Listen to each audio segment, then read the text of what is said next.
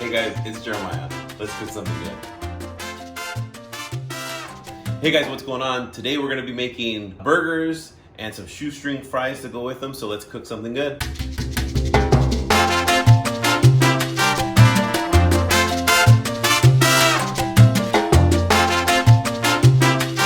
To make our burgers, we are of course gonna need ground beef. What we have here is some ground chuck. It is 80-20, which means it's 80% meat to 20% fat.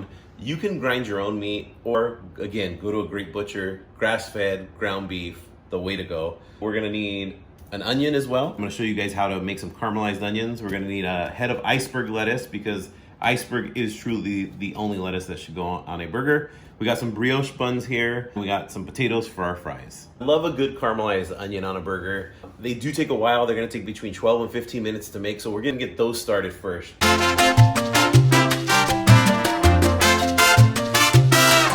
What you need to do is just take an onion, slice it in half.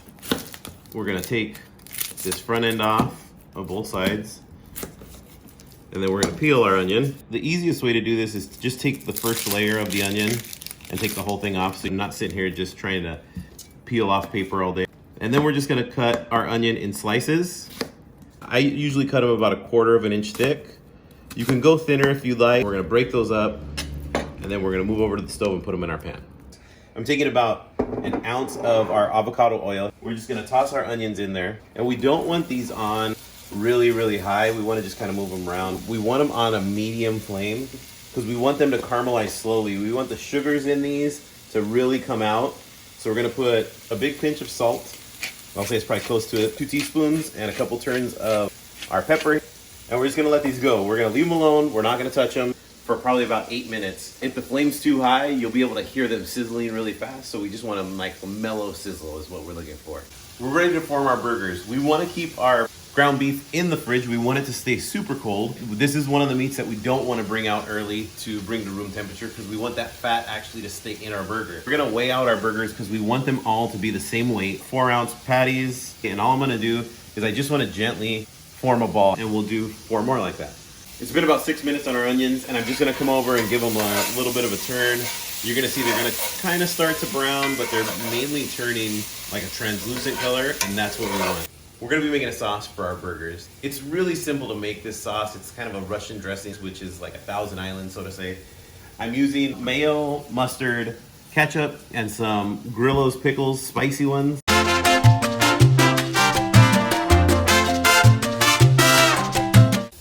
I'm gonna take 2 tablespoons of mayo and put them into a bowl. Again, I'm not measuring these. I'm just kind of eyeballing what 2 tablespoons I think would look like. I'm gonna take about a tablespoon of ketchup, and then I'm gonna take just a little squirt of the brown mustard. It's gonna look like that. I'm gonna dice up some pickles, throw them in there. So what I'm gonna do is I'm gonna take my pickle spear out of the container, and then I'm just gonna cut it into smaller kind of spears. If they're really large like these are, I'm just gonna run my knife again down them. I'm gonna gather these together, and we're just gonna cut them into small little dices. So we're just gonna run our knife through it.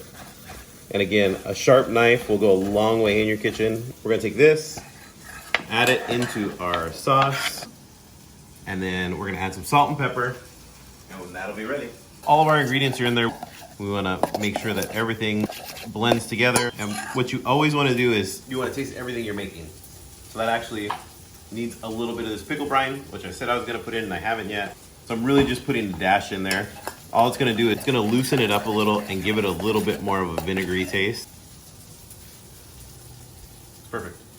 Our onions are pretty much where we want them. They got kind of a nice golden look to them. But what I'm gonna do now is I'm gonna throw in about a tablespoon of butter, and I'm gonna lower this even more. So I want that butter to melt and get all in those onions. And again, we're using grass-fed butter, so it's gonna give it just another layer of complexity and flavor.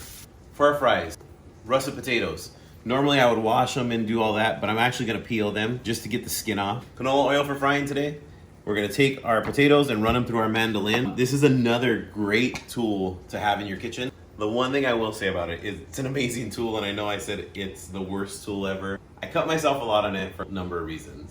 My wife likes to say that I don't like to use the guard, but I actually lost the guard for it a while back and I just haven't bought a new one. It does come with a guard that slides on these rails so your hands stay away from the blade because that's what we all want. I don't have the guard, so we're gonna use it without it. I'm gonna take my potato and all I wanna do is I wanna run it through it and it gives you just perfectly cut French fries. Our onions are done. As you can see, they're pretty well caramelized and it's gonna bring out the sweetness in the onion.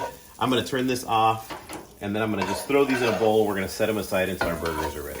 Our French fries are all cut. I have them in my water here. I just wanna take one and kind of shake the water off and put it in the oil. That's what we're looking for when they fry. So I know my oil's ready. So we just wanna shake off excess water and then we're gonna lay our fries in there. We're gonna let them cook for probably 7 minutes and then we'll pull them out. We're ready to cook our burgers. Took our meat out of the fridge and we're gonna wanna salt and pepper this. And I'm just gonna go over all of these and salt the tops of them. Again, always using kosher salt. We're gonna crack some pepper and we're gonna put them down this side first. I'm gonna put 2 of them in at a time. And what I'm gonna do is actually, I have a friend of mine who's a machinist and built me this amazing stainless steel burger masher that weighs probably about 5 pounds. Not everybody's gonna have this, so you could actually use a spatula as well. Okay, so all I'm gonna do is I'm gonna press my burgers down. They're gonna shrink up a little bit because of the fat content, but I want them to be kind of wider than not. And we're gonna let them cook for a few minutes until they get a crust on one side.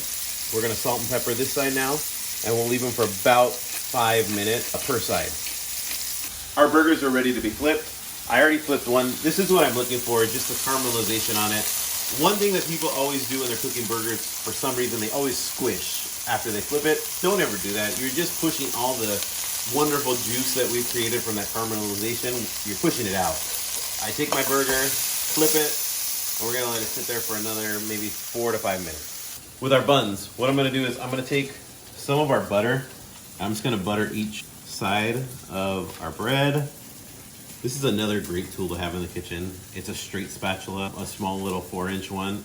I love this thing as well to do things like this. We're gonna take our bread and we're just gonna set it in a pan. We just want that to get a little toasty, about medium heat. With our burgers, one of these is gonna be cheese, one's not. So I'm just gonna take some grass-fed cheddar cheese that I have here and I'm gonna set it on top. So we're gonna let that melt. Our burger assembly. We're gonna take our bun, which we toasted with a little bit of butter, and you're gonna take your sauce. You could use as much or as little as you want. I like to put sauce on both sides of my bun so I get kind of a bite of it no matter where I'm at.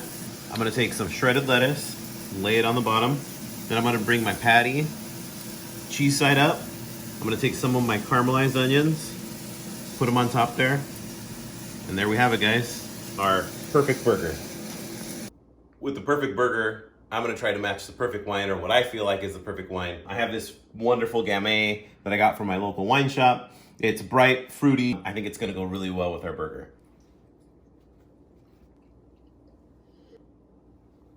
That's pretty perfect, I think. If you like this video, guys, and you wanna see more of them, click subscribe. I'll put in the description of the video all the tools that I used so you guys can buy them and make this recipe at home, and we hope to see you again soon.